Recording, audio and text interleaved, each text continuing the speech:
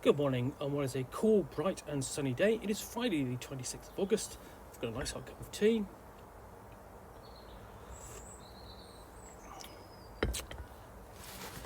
And some parcels to unbox. So let's get to it. Okay. The tags never seem to want to tear, they always seem to want to tear off. There we go. And what I've got here is a copy of How to Slay Your Dragon. Or How to Slay a Dragon, I should say. A fantasy hero's guide to the real Middle Ages. Okay, and this is from, I can't really, so small I can't even see who it's published by. I'll have a look on the side.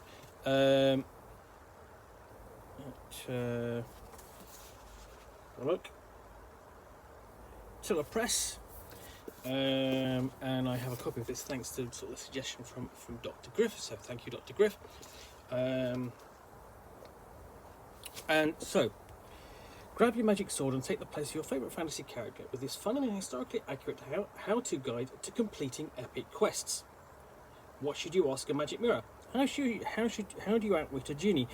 Where should you dig for buried treasure? Fantasy media's favourite cliches get new life in How to Slay a Dragon, a historically accurate romp through the medieval world. Each entry presents a trope from video games, books, movies or TV, such as saving the princess or training a wizard, as a problem for you to solve, as if you were the hero of your own fantasy quest. Through facts gleaned from a rich foundation of medieval sources, you'll learn how your fantasy problems were solved by people in the actual Middle Ages. Divided into thematic subsections based on typical stages in a fantastical epic and inclusive of race, gender and continent, How to Slay a Dragon is the perfect read if you're curious about the time period that inspired some of your favourite magical worlds, or are longing to know what it'd be like to be a hero of your own mythical adventure. Okay, and this is actually written by Cait Stevenson. She's got a PhD in medieval history from the University of Notre Dame. She concentrates on breaking down the hierarchy of barriers between the academic and popular history. Okay. So, let's have a look inside. So it's quite a small book. It's quite a small book, and we open up with the author's note. Nice bit of artwork there, and essentially she says, 5 years ago, someone asked me whether medieval realism ever made plans for dealing with a dragon to attack the castle. I offered a few generic lines about the Dark Ages not actually being dark and people knowing perfectly well what dragons are myth. But where's the passion in the answer? Where's the imagination? Where's history? How does it lead you into another world that's also our own? Instead, I should have woven answers about how people dealt with fires racing from rooftop to rooftop in the Cairo slums.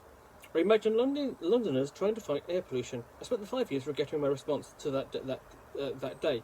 How to Slay a Dragon is my work of penance.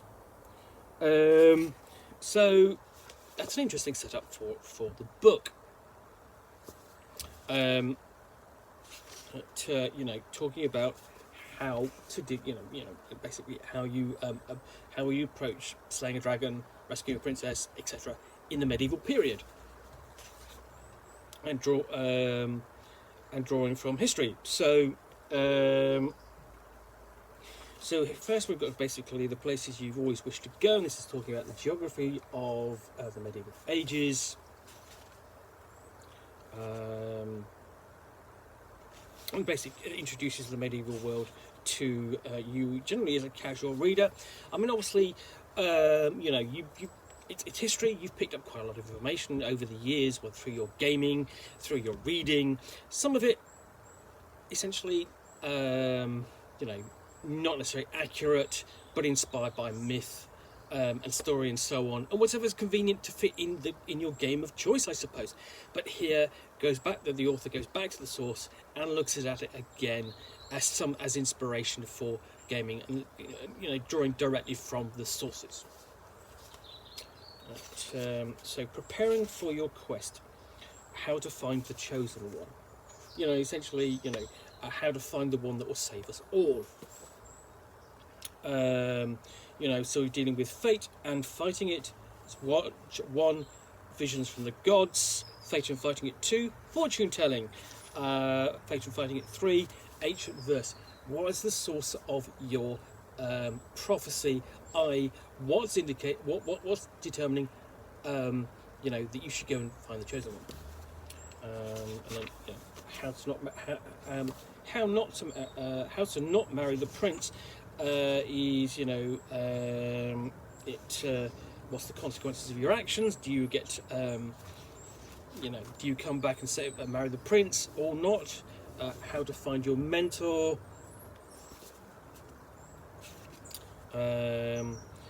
So in this section you have contestant number 1, saints. Contestant number 2, teachers. Judge's decision. They were on to how to train your wizard, or train a wizard.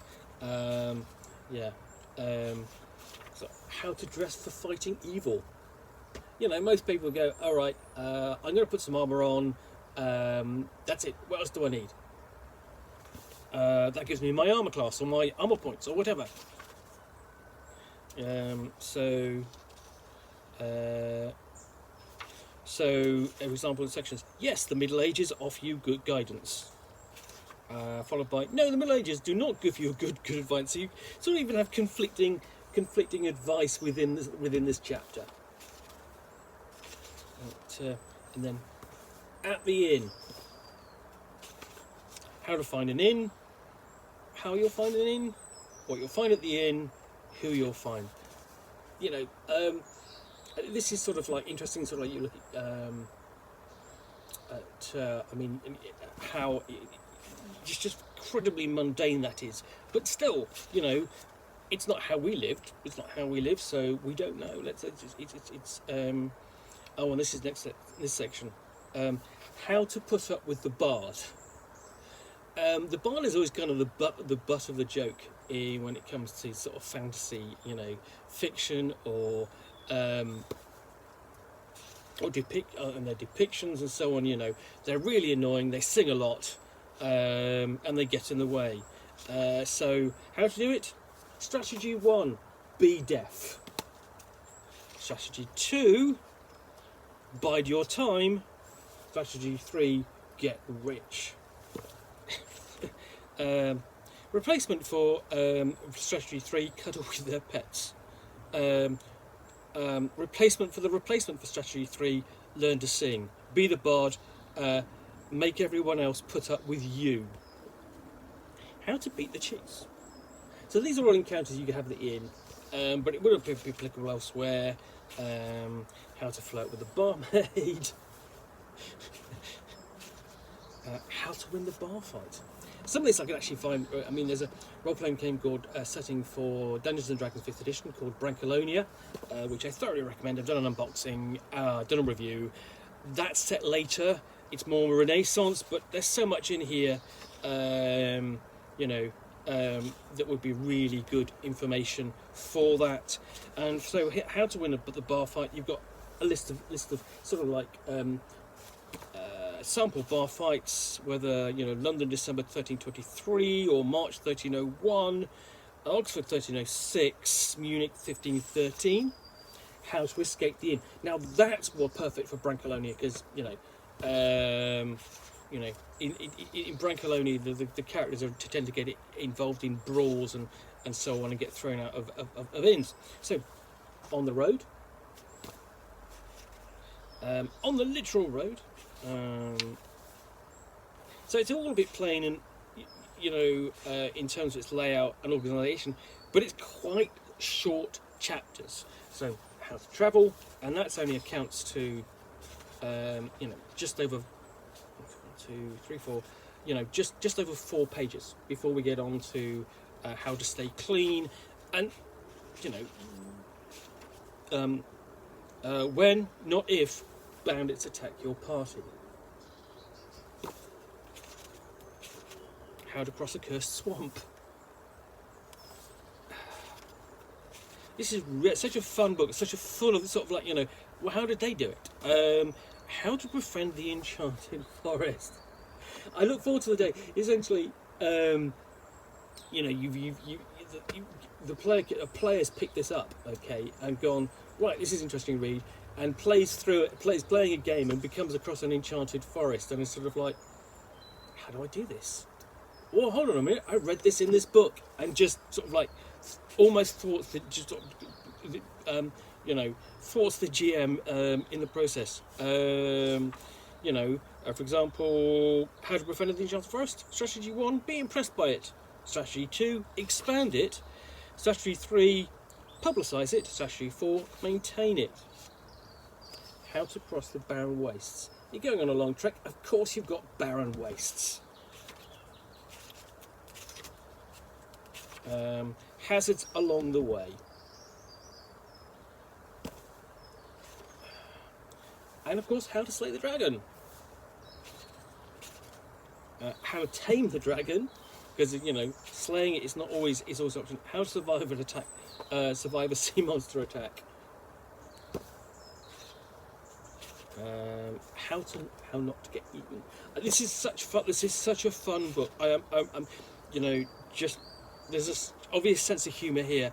This is going to be a really good read. What to do when dark clouds appear on the horizon. Okay, how to survive an endless winter. How to defeat the barbarian hordes. How to outwit a genie. Okay, so this book is just full of advice and suggestions and ideas where to dig for buried treasure, how to fight the fire, how to bring the old gods back,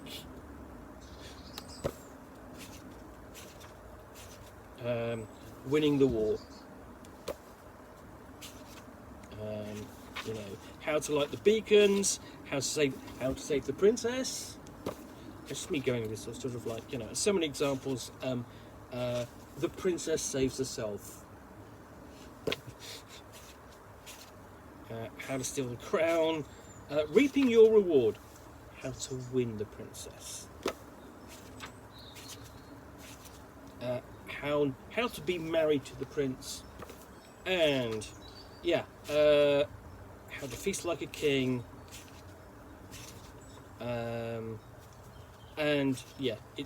We've got selected sources at the end, and further reading, note about the author, and so on. And that is How to Slay a Dragon. Absolutely. If you've any interest in the history, if you've any interest in how it inspired, how it could inspire your role playing, your play of Dungeons and Dragons or whatever medieval set role playing game you're playing, this is really good. And there's also a sort of like a sense of humour to it. And it's not an enormous read, but I think that's going to be such fun and inspiration for your game. Anyway, I hope you have enjoyed this unboxing in the Nook. If you have, please do click on the like button down below. And of course, if you've got any comments or feedback, appreciate you taking the time to post those.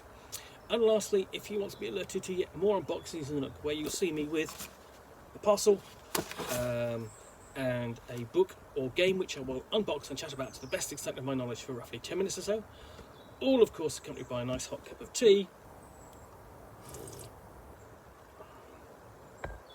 then please do hit that subscribe button down below. Thanks again for watching another unboxing in the Nook. I'll be back again soon with another one. Bye for now.